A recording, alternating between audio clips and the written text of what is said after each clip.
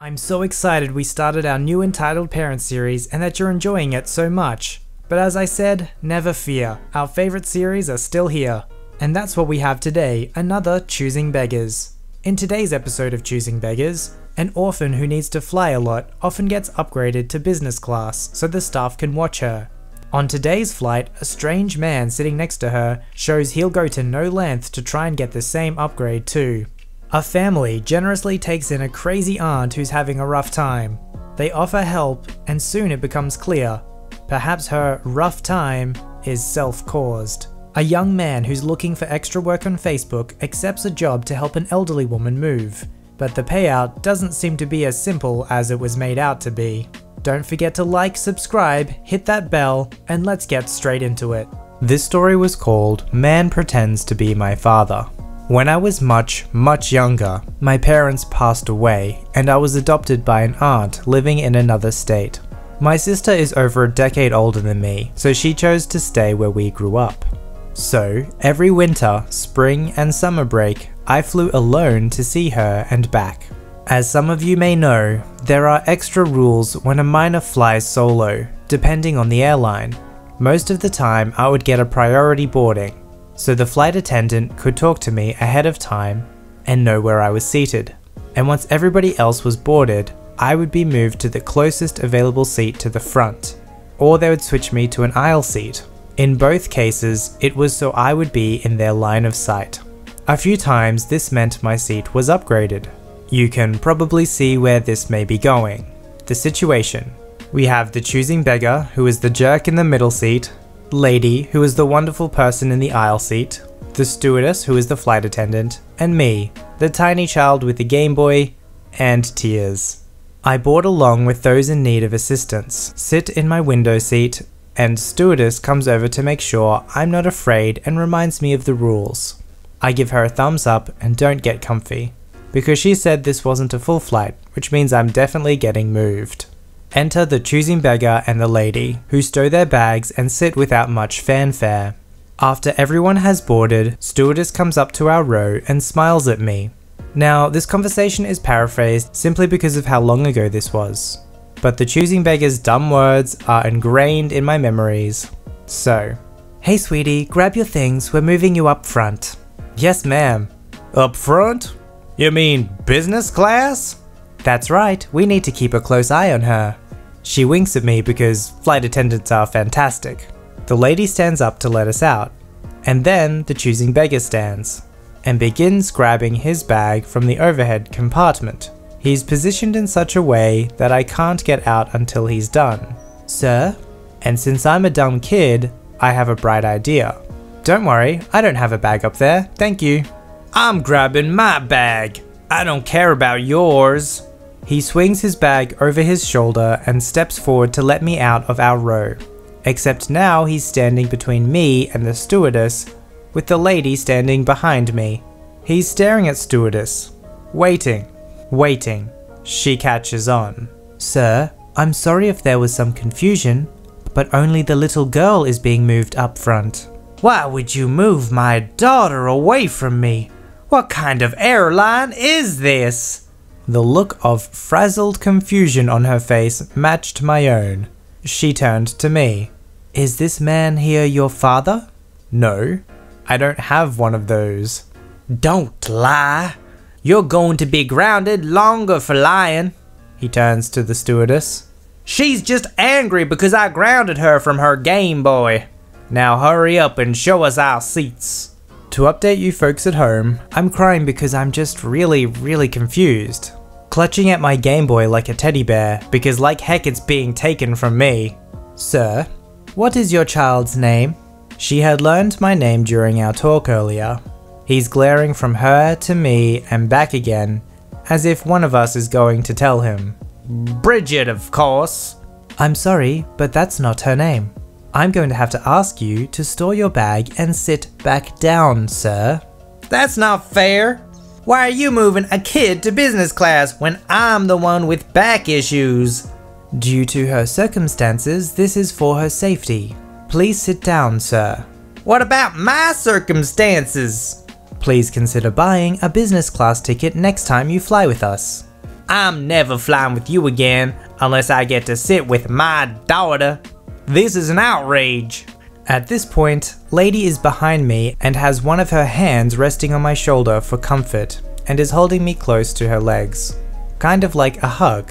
And the look on the stewardess's face says, "One more word from anyone and I will escalate this situation." He stores his bag and sits down in my previous window seat. I hope you don't think I won't be getting free drinks out of this. It's the least you could do. Don't worry, sir. I don't think that. She turns to the lady and I. If you both don't mind coming with me, we have 2 seats available for you.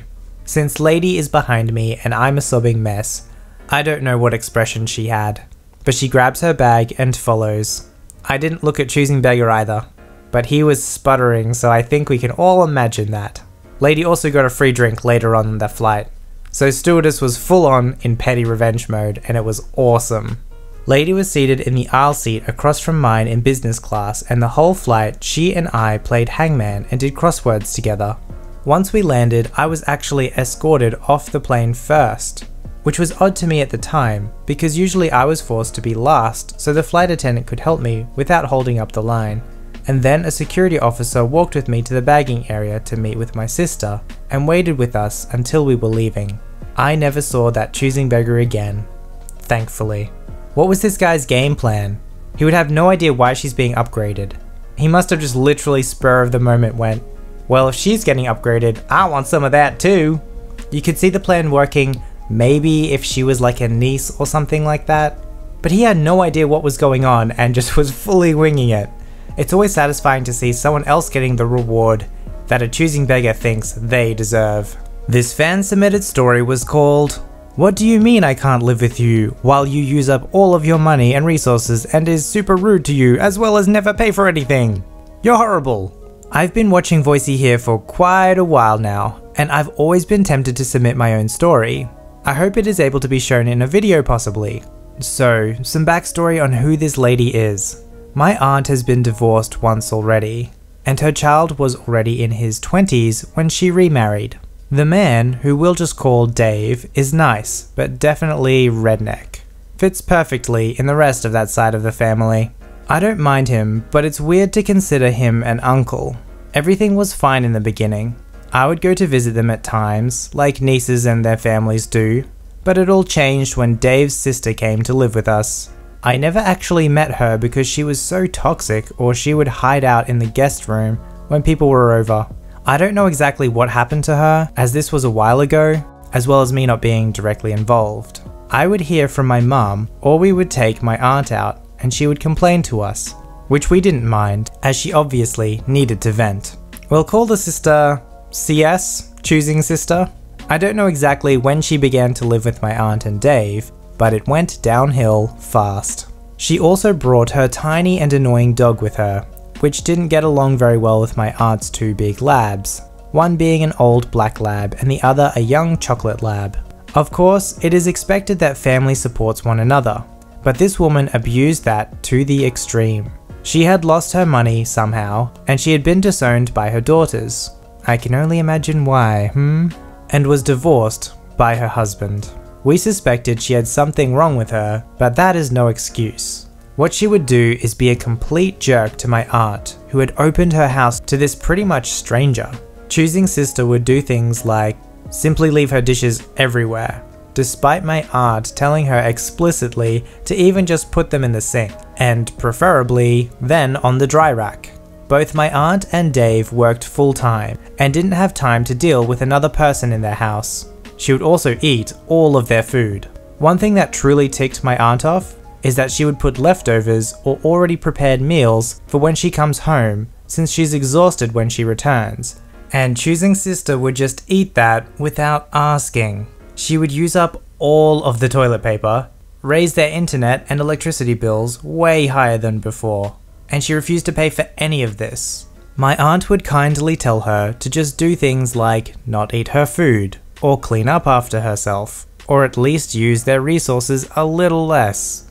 But that just angered her so much. She would run up to her brother, Dave, and create a fake sob story of how horrible my aunt was to her, despite it being complete lies. This obviously caused a lot of issues with my aunt and her husband, and he would not believe her at first. But he became more observant and agreed with my aunt that there was an issue. They were at the end of their rope. They needed her gone. So they gave her money. Good idea, right? It's what she needed to get her own place and get a job. They had found her a nice, affordable apartment and had organized many jobs for her.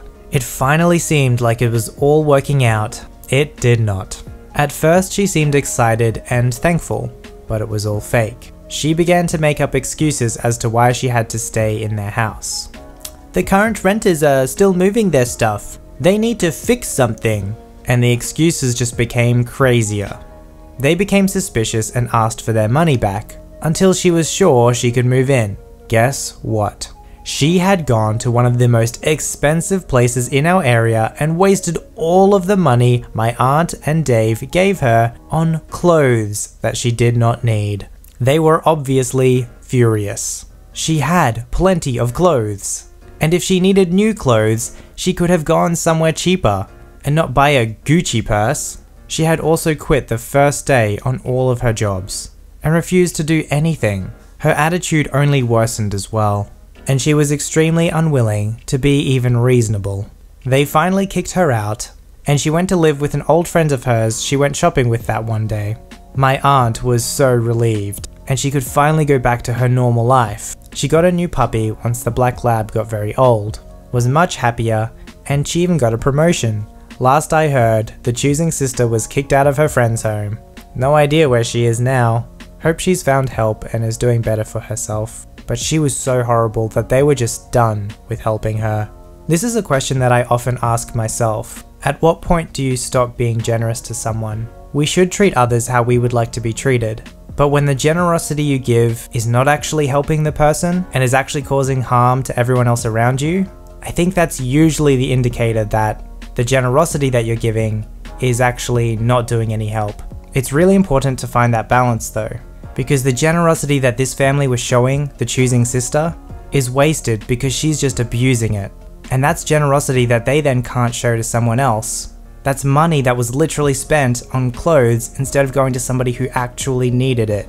And this is the problem with most choosing beggars. So don't feel bad about not showing compassion to someone who's like that, because the compassion and generosity you're showing them means you can't help somebody else who needs it. This fan-submitted story was called "Woman Wants 10 Hours of Physical Labor for Free."